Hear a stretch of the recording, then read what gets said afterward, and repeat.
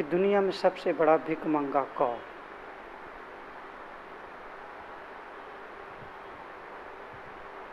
अच्छा प्रश्न है।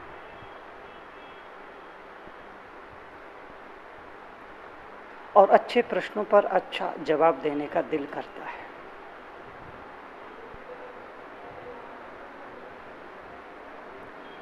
और जब कोई मेरे से मुर्दा प्रश्न पूछता हूं तो मैं उस मुर्दा प्रश्नों को तो उठा करके कचरे के डिब्बे में डाल देता हूं।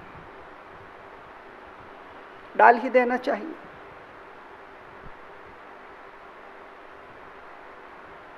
अगर प्रश्न अच्छा है, अगर क्वेश्चन अच्छा है, अगर सवाल अच्छा है तो उसका उत्तर देने का दिल करता है, मन करता है।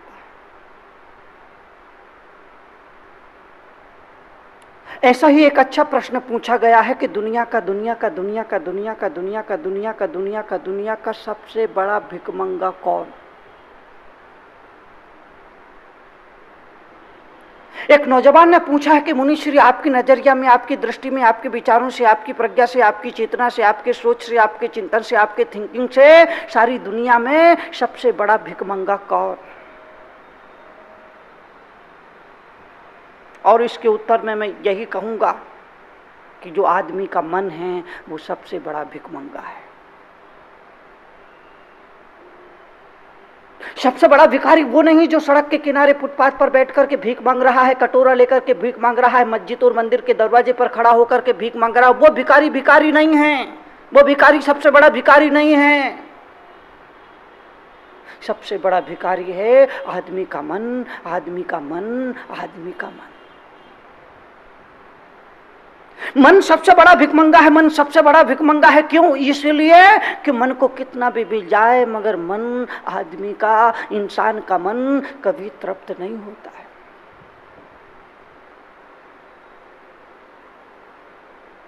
भिखारी का मन तो फिर भी तृप्त हो जाता है, मन के मुताबिक मिल जाता है, जितना चाहता उतना मिल जाता है तो वो खुश हो जाता है, प्रसन्नता से भर जाता है। लेकिन आदमी का मन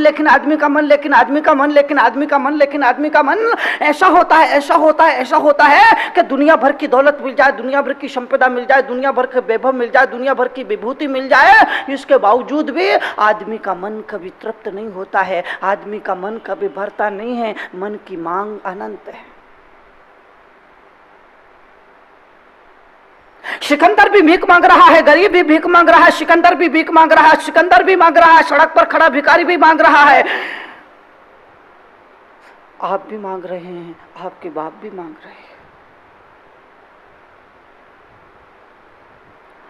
अगर आप ये सोचते हैं कि एक दिन मन तृप्त हो जाएगा तो आपका ये भ्रम है। मन का अगर कोई अर्थ जानना चाहता, मन का अगर कोई अर्थ पूछना चाहता, मन की अगर कोई परिभाषा समझना चाहता है तो मन की परिभाषा केवल इतनी ही होगी, मन अर्थात और चाहिए, थोड़ा सा और, थोड़ा है, थोड़ा और चाहिए। मन का मतलब होता है कि और मन कभी भी संतुष्ट नहीं होता है। जो बस कह दे वो संतोष है, वो संन्यास है। जब आप भोजन करने के लिए बैठते हैं, किसी पंगत में बैठते हैं तो भोजन करते करते एक ऐसी स्थिति होती है कि आदमी कह देता है कि बस। जब कोई परोसने के लिए आता है आदमी हाथ बढ़ा के कहता है कि बस, बहुत हो गया, अब जरूरत नहीं है, बस यानी संन्यास। जब आदमी बस कह देता है इसका मतलब है कि अब वो संतुष्ट हो गया, अब उसको तृप्ति मिल गई, अब उसको संतोष आ गया। वहां से जीवन में संन्यास प्राप्त होता है, वहां से जीवन में संतुष्टि आती है, वहां से जीवन में संतुष्टि उपलब्ध होती है। लेकिन मन बस कभी नहीं कहेगा। ये भ्रम अपने दिल से, दिमाग से, चित्त से, अंतःकरण से, हृदय से निकाल दीजिए कि एक ऐसी स्थिति आएगी जब मन कह देगा कि बस अब मुझे और कुछ नहीं चाहिए। मन का मतलब ही होता है और, थोड़ा सा और, थोड़ा सा और, थोड़ा सा और, थोड़ा सा और इसलिए कहा जाता है कि हाथी को वश में करना है तो अंकुश चाहिए, घोड़े को वश में करना है तो लगाम चाहिए, ऊंट को वश में करना है तो नकेल चाहिए, बैल को वश में करना है तो नाथना होगा, और मन को वश में करना है तो एक गुरु मंत्र चाहिए, एक मंत्र चाहिए जो मन को वश में कर सके। लगाम से वश में होता है घोड़ा, अंकुश से वश में होता है हाथी, नाथ से वंश में होता है बैल, नकेल से वश में होता है ऊंट, और गुरु मंत्र से वश में होता है आदमी का मन। अगर जिंदगी में ये गुरु मंत्र ना मिला, अगर जिंदगी में ये मंत्र ना मिला, अगर जिंदगी में ये प्रेरणा ना मिली, अगर जिंदगी में ये श्लोक ना मिला, अगर जिंदगी में ये इशारा ना मिला, अगर जिंदगी में ये संकेत ना मिला, तो ये मन आदमी को बहुत दौड़ाएगा, ये आदमी को मन बहुत नचाएगा, ये मन आदमी को नचाएगा, दौड़ाएगा, भगाएगा, ना बैठने देगा, ना सोने देगा, ना उठने देगा, ना हंसने देगा। ये मन आदमी को बहुत गफलत में रखेगा। इसलिए मन सबसे बड़ा भिखमंगा है। इसलिए मन की मत मानना, मन की मानोगे तो मनमानी करने लग जाओगे। मन की मानने वाला जीव, मन की मानने वाला प्राणी, मन की मानने वाला इंसान, मन की मानने वाला इंसान, मन की मानने वाला मनुष्य मनमानी करने लग जाता है। और जब आदमी मनमानी करता है तो भूल ही जाता है कि दुनिया में रह करके उसे क्या करना है, दुनिया में आकर के उसे क्या करना था, भूल ही जाता है। आए थे हरिभजन को, होटल लगे कपास। एक रात अचानक गुरु नानक घर से बाहर निकल गए। अचानक रात में निकल गए। बाप को पता चला तो ढूंढने निकले। मंदिर में ढूंढा, मस्जिद में ढूंढा, गुरुद्वारा में ढूंढा, नदी के किनारे जाकर के ढूंढा, पहाड़ की चोटी पर जाकर के ढूंढा, पर नानक कहीं ना मिले।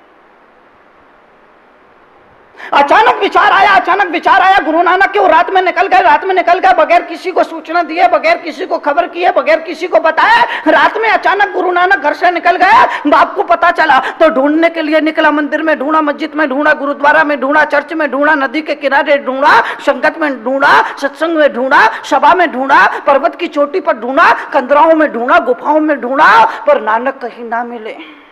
तो किसी ने कहा मरघट की तरफ जाते देखा था। नानक के बाप को तो भरोसा ही नहीं हुआ, क्योंकि अपनी मर्जी से भी कोई मरघट जाता है क्या? बाप को गुरु नानक के बाप को तो भरोसा ही नहीं हुआ। जब किसी आदमी ने कहा कि मरघट की तरफ जाते हुए देखा था, तो बाप को भरोसा ही नहीं हुआ, क्योंकि अपनी मर्जी से, अपनी दिली इच्छा से कोई मरघट नहीं जाता है। बामुश्किल में आदमी मरघट जाता है। मरघट जाने के लिए 4 आदमियों की जरूरत पड़ती है। बामुश्किल जाता है।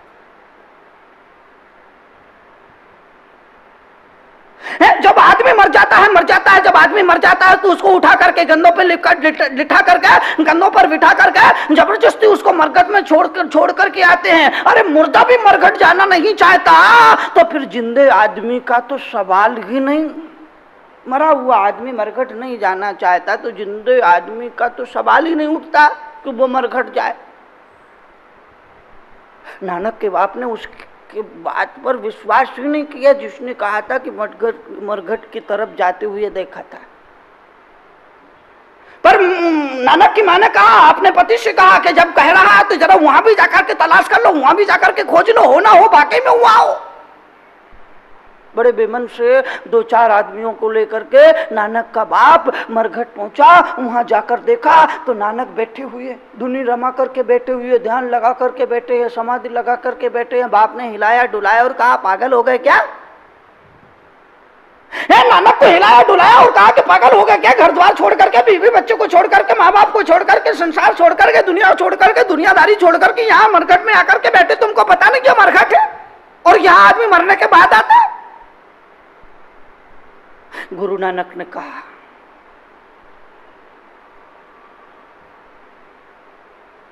मुझे पता है कि ये मरघट है और मुझे यह भी पता है कि यहां आदमी मरने के बाद आता है, पर यह तुम्हें नहीं पता कि जो आदमी जीते जी यहां आ जाता है फिर वो कभी नहीं मरता है। गुरु नानक ने कहा अपने बाप से कहा कि मुझे पता है कि मरकट है, मुझे पता है कि मरकट है, मुझे पता है कि मरकट है, और यहाँ मरने के बाद आदमी को लाया जाता है, लेकिन ये तुम्हें नहीं पता कि यहाँ जो जीते जी चल करके आ जाता है फिर वो कभी नहीं मरता है। कंधों पर चढ़ करके तो कोई भी आ जाता है, मगर जो अपने पैरों से चल करके इस मरघट में आकर के बैठ जाता है फिर वो आदमी कभी नहीं मरता है। और जब देर सवेर यहाँ आना ही है तो फिर 4 आदमी बांध बूंद के जबरदस्ती करके लाए, उससे बेहतर तो यह है कि खुद चल के आ जाए।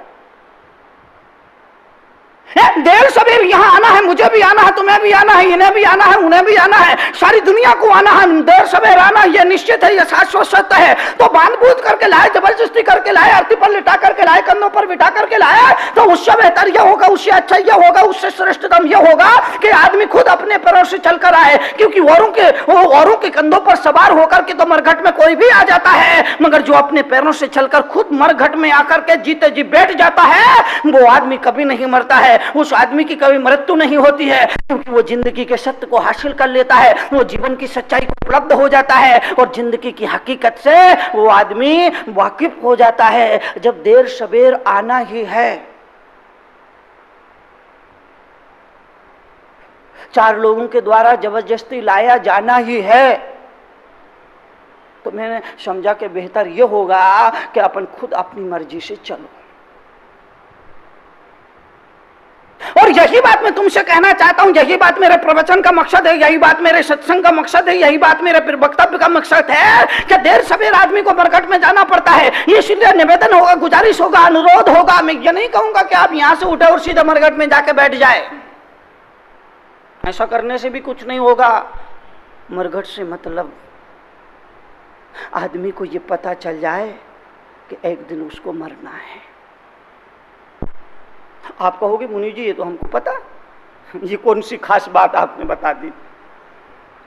ये तो दुनिया का हर आदमी चाहता है कि एक दिन उसको मरना है, एक दिन सबको मरना है, एक दिन सबको मरना है, एक दिन दुनिया से सबको जाना है, ये तो हर आदमी जानता है। जानना अलग चीज है और मानना अलग चीज है, दोनों में बड़ा फर्क है।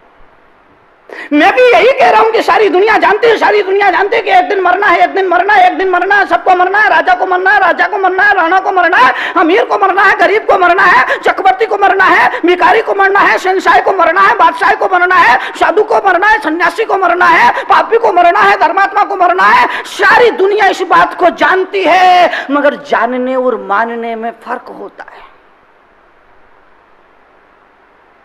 एक दिन सबको मरना है यह केवल जानना नहीं है, बल्कि एक दिन मुझे भी मरना है इस बात को मानना भी है। अभी तुम इस बात को कहाँ मानते हो? तुम कहते जरूर हो कि एक दिन सभी को मरना है, पर उस मरने वालों में तुम अपनी गिनती कहाँ करते हो?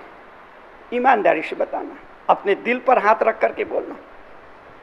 तुम कहते जरूर हो कि एक दिन दुनिया में सभी को मर जाना है, पर उस मरने वालों में तुम अपनी गिनती कहाँ करते हो? तुम तो यह सोचते हो ना कि मरने वाले और हैं, मैं तो गिनने वाला हूं कि इसकी भी फाइल सुलट गई और इसका भी हिसाब निपट गया है। तो तुम तो अपने को गिनने वालों में रखते हो ना, मरने वालों में कहाँ रखते?